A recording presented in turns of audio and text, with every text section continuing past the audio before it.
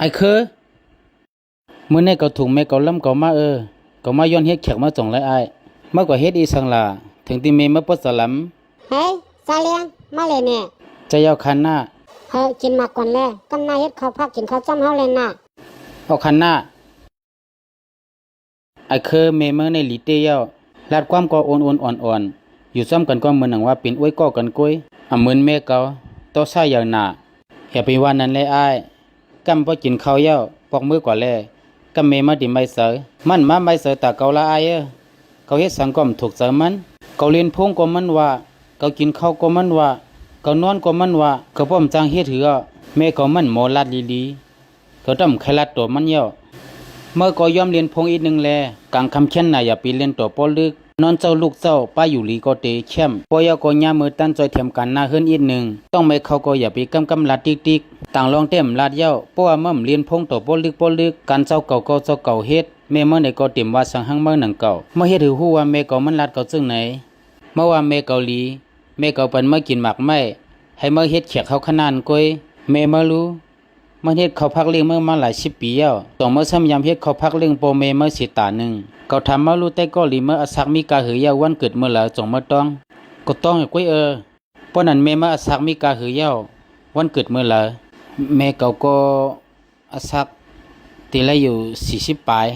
50จะเตรียมไปไล่วันเกิดมันยามเฮ็ดวันเกิดเมื่อตัวแลวันเกิดแต่ก็เมื่อซ้ำต้องวันเกิดเมเมื่อซ้ำเมื่อต้องไรสังว่าเมื่อถามเมเมื่อวันเกิดเมื่อมือเลย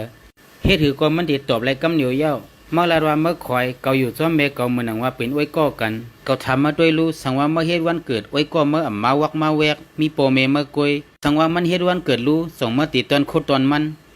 กำหู้ให้อายเมเกามันยามเฮ็ดวันเกิด10ปอกเมื่อว่ามันอ่ำยามเฮ็ดก็มาถูกลีต้องไว้สังว่ามีข้าวยามก็เฮ็ดปันเขานั่นน่ะกล้วยกาเกาเป็นลูกชายเขารู้เกาในก็ต้องเป็นผู้ใหญ่เจออยู่เมื่อไปเป็นผู้ใหญ่กล้วยกาเมื่อในก็ใหญ่เย้ารู้จงเมื่อยามไม่เสือตนตาเมเมื่อเต้หือจงเมื่อยามถามว่ามันเฮ็ดการจงเฮ้อมันเลยเจอกินชังจื้อแน่เมื่อกลุ่มม้วนว่าโปเมเฮาเฮ็ดปันตนตาเฮากูซื้อกูลองแน่เป็นลองธรรมดามันกล้วยจงเมื่อยามม้วนว่าเมเฮาในก็เป็นก้นเย่าก็เป็นผู้หญิงมันในก็มจะเครื่องจากเขาในก็หลัวเฮาไม่เสือตนตาเขาหนังเก่ามางปอกก้นเปียกหน้าจอยแถมเฮาอิดออดเฮากว่ายินโจมโปล้นโปหรือกลุ่มม้วนว่าติเฮ็ดถือตอบแต้นขึ้นปืนโปเมเฮารู้มาวนว่าเฮาถูกลิตอบแต้นเขาขึ้น5มังบ้องมังแล้วเขาเฮ็ดอำถูกแม่นเชตาโกอันเขาเฮ็ดลีต่อเฮามาซื่อนั่นเมื่อดีลืมไปซิง5เมื่อหลูไลฮู้ว่าตีเนอเมืองก้นในปอแม่เฮาไม่เสือตวนตาเขาอีเสียปืนป่วยกะเขาเป็นก้อนฮักเขาหรือเสียปืนกระปองมือยาวอายเขาติมือยอมตั้งพิธีเมเก่าก่อนต่างวันพอเมื่อตันก็มาเหลกเขาเลยนะอาย